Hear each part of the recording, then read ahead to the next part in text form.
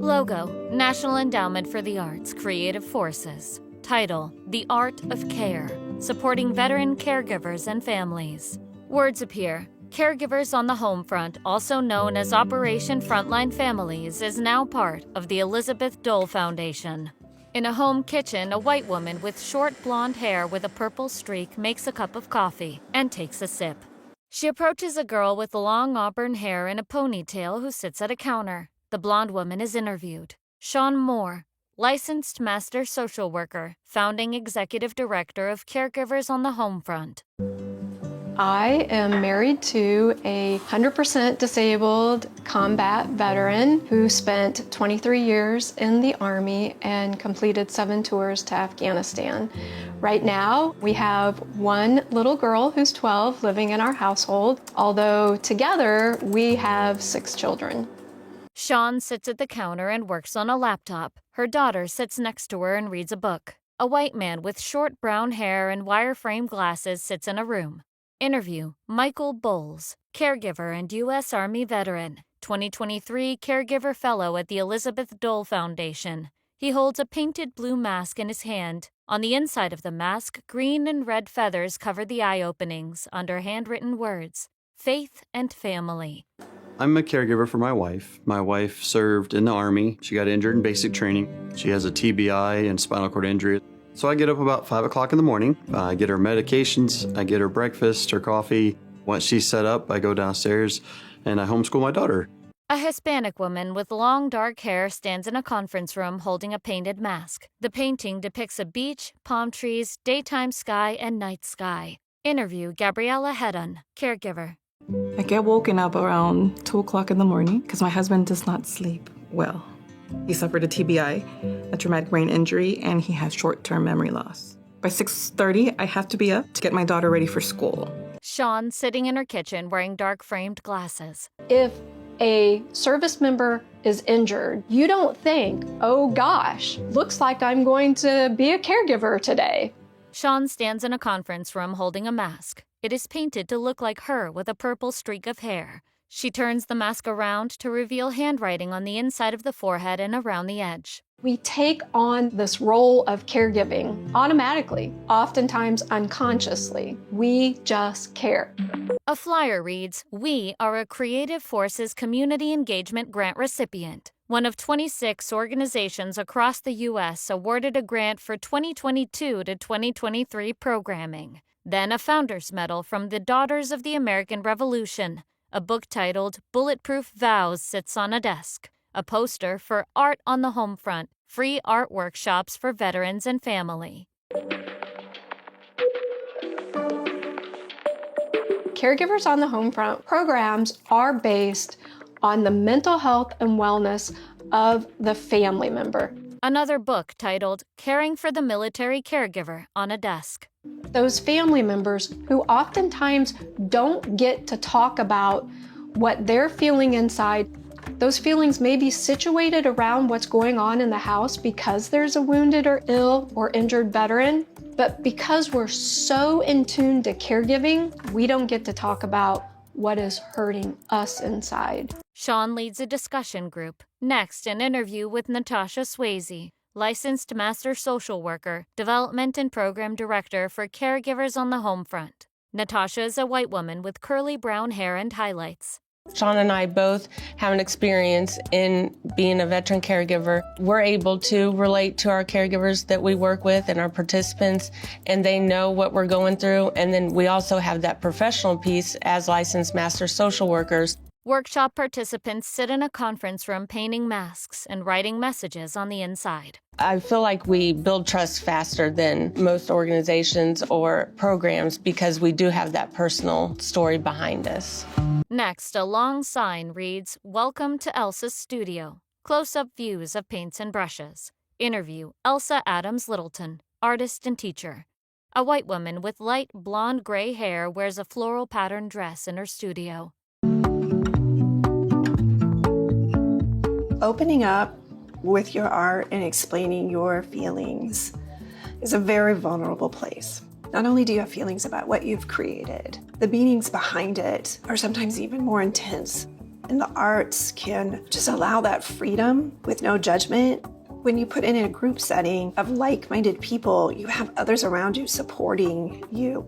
There's a camaraderie and you feed off of each other. That starts to create like a healing energy because you're sharing and you're vulnerable at the same time. Scenes of participants in a group setting painting on fabric while Elsa supervises. Later, they hang the painted fabric on a clothesline to dry. Gabriella. Creative expression allows me to just take a pause on everything that's going on around me. Scenes of Gabriella and others painting masks. It actually relieves some stress because at that moment, I'm just thinking about what I'm trying to create. Outside, children smile and hold up their paint-covered hands. Sean. There are 2.3 million military and veteran kids living in caregiving homes where there is care being provided to a veteran. In the kitchen, she pours cereal into a bowl and serves it to her daughter. Then she goes to a dispensing machine and presses a button. An assortment of medications is released into a small cup. Sean's daughter picks up the cup and takes it to a room down the hall. These kids are taking on these caregiving roles at a very young age. The term that we use to describe these kids are hidden helpers. We oftentimes don't realize that these kids in the homes are becoming secondary caregivers. That's why bringing art for these kids is so important as well. A holistic approach to making sure our entire veteran family units are healing. Outside, children lie on a hammock. Then Sean and her daughter look through a photo book. Interview Sean's daughter, Peyton Moore Hernandez, caregiver. There's just a lot of like what ifs, and you don't really know what's gonna happen next. Is today gonna be a good day, or is it gonna be like an anxious, stressful day? Outside, adults and children tie-dye clothes and linens and hang them on a clothesline to dry. Natasha. We did a tie-dye project. We were making huge messes. The kids had dye all over their arms and clothes and hands and table. And one of the kids, she's 12 years old, I said, "Wow, what a mess." And she said, "Yeah, but life's messy." I was like, wow, she gets it.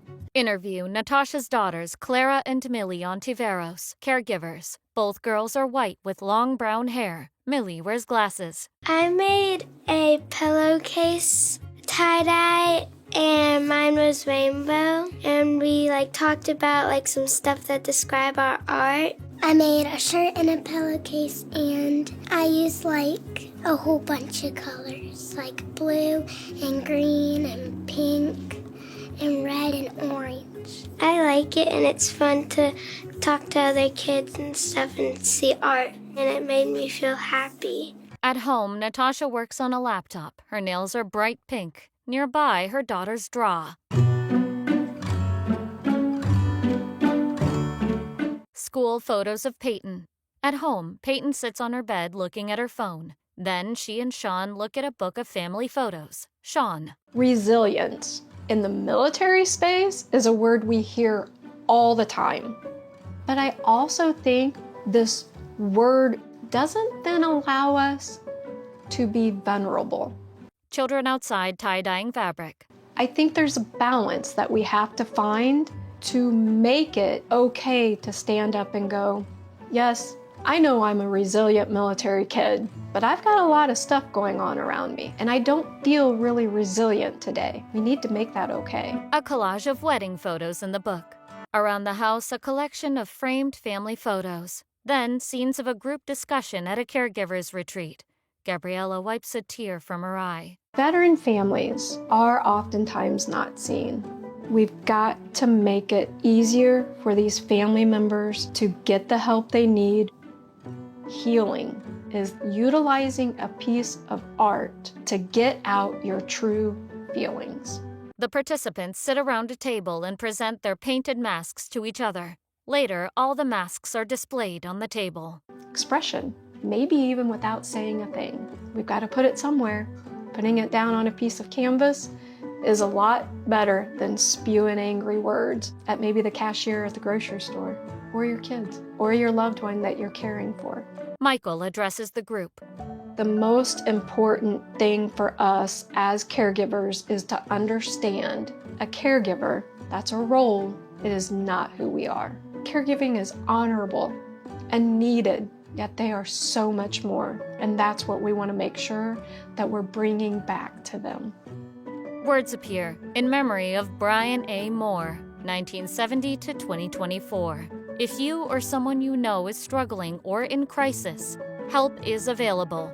Call or text 988 or chat 988lifeline.org. Creative Forces Registered NEA Military Healing Arts Network is an initiative of the National Endowment for the Arts, in partnership with the U.S. Departments of Defense and Veterans Affairs, that seeks to improve the health, well-being, and quality of life for military and veteran populations exposed to trauma, as well as their families and caregivers. Credits: Executive Producers, National Endowment for the Arts, Bill O'Brien, Director of Creative Forces. Director, Beth Davenport. Producer, Kashka Glowacka. Director of Photography, Chris Rom. Editor, Dimitri Iudin. Music by Marma Set. Audio description by Descriptive Video Works. This film was produced by Flannel and Blade and North Guild in association with Civic Arts. Presented by the National Endowment for the Arts. Logo: National Endowment for the Arts, Creative Forces.